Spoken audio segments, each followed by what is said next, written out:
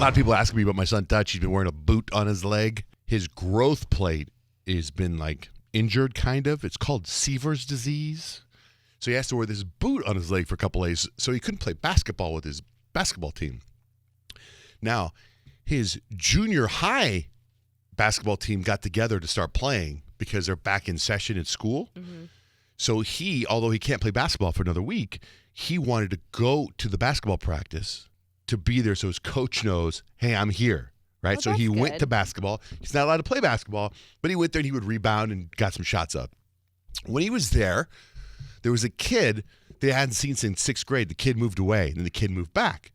So Dutch sees the kid, hugs the kid, and he shoots a little bit with the kid. This is on Thursday. Lord and behold, on the weekend, turns out that kid tests positive for COVID-19. Oh, no. Right? So there's this text exchange over the weekend that the kid tests positive. So all of a sudden, Dutch, I got a runny nose. Oh, I got a sore throat. I got, that's Dutch, right? So Dutch yesterday did not want to go to school because he felt that he might infect people, which is very responsible of him. Yeah, right. So my wife did not take him to school. She took him to go get tested. So he got the thing up the nose, and I thought he was going to start crying, and he didn't. He said it made him sneeze.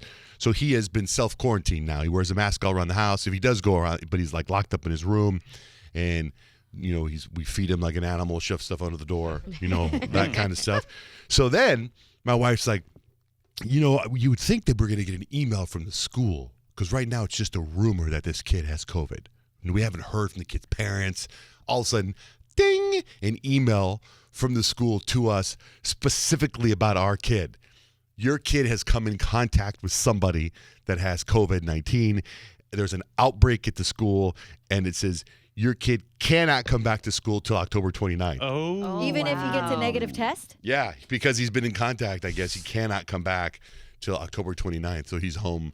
And then my other two kids, older kids, their school's in the news for being an outbreak, was in the news for there being an outbreak. Mm-hmm. So my son Kemp, unrelated to all this, is so over the going back to school. The school program is different. It's like 3 classes every day, and then the 3 different classes the next day. You're done by noon, and the classes are long and drawn out, and you got to wear a mask, and it's miserable, he says.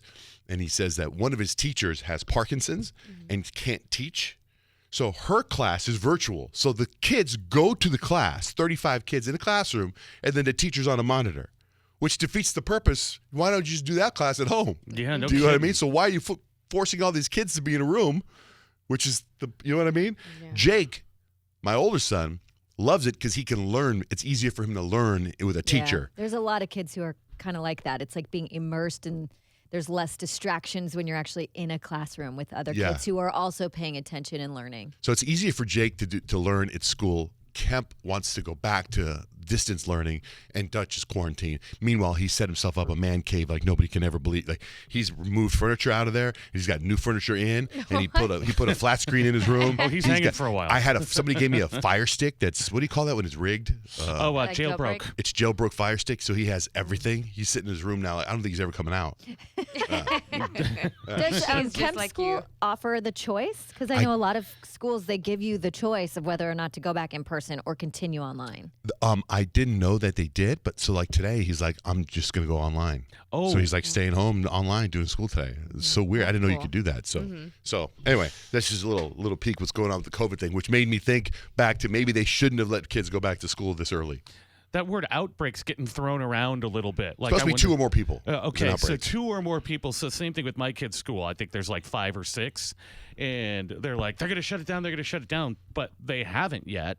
But I think it's the same thing where if there's like 200 students that aren't allowed to come to school because they were in contact with the other kids. So it's happening everywhere.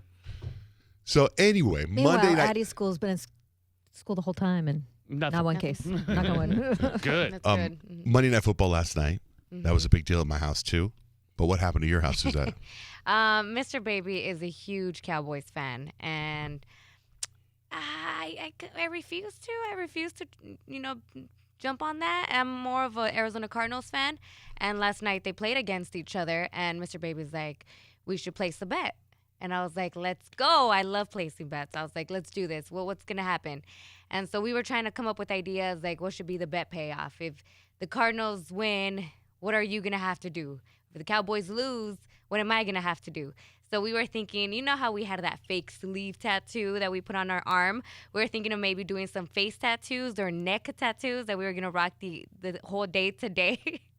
And I was like, those are really hard to take off. We would literally rock that for like a week. And he's like, what about a unibrow? And I'm like, if I lose, I'm literally going to have to rock a unibrow the entire day. We call you Frida. Yeah. And be here with you guys and have to stare at that unibrow. And he was convinced that the Cowboys were going to win. Even though the quarterback is hurt, like he was convinced. He's like, there's no way that the Cardinals are going to win. And right off the bat, like the Cardinals were up. Like I think it was the first quarter or the second quarter. They were up by a lot. And the Cowboys got waxed. So I was so excited to draw a unibrow on him, and I did. He had to sleep with it and everything. He was so mad because I made it look so realistic. And he's working from home, but he still has to meet with clients via Zoom. So he's got a Zoom with a unibrow. So he's going to look like Anthony Davis from the Lakers with that one big old, he looks like Bert or Ernie, Bert. Yes. So he's going to excited. Zoom. He's not going to take it off. He's going to Zoom with it on. He can't take it off because I made it so realistic that I know for a fact he can't draw it back on. Because I was afraid that he was going to take it off and then throw it back on after a client meeting, because I told him that I was going to be FaceTiming him all day today just to make sure that he still has his unibrow. He has to keep it on all day. So you took pictures and video and stuff. Yeah. We got it up on the website. You can see it at johnjayandrich.com. Good work. That's brutal you. on your part that you made it so that he can't cheat. Like, you know, like I think you'd be like, you put the unibrow on him last night. Ha ha, bet's over. Go work. Go do your career. You know, like normal. Like you're the one in radio. You're the one that can get by with the unibrow. Yeah. He's the one that has to deal with people's medical life. Yeah, his job is so serious. But I know him. He would not let me get away with it or like get rid of the unibrow. So I'm gonna do the same. You better keep your promise, man. A bet is a bet.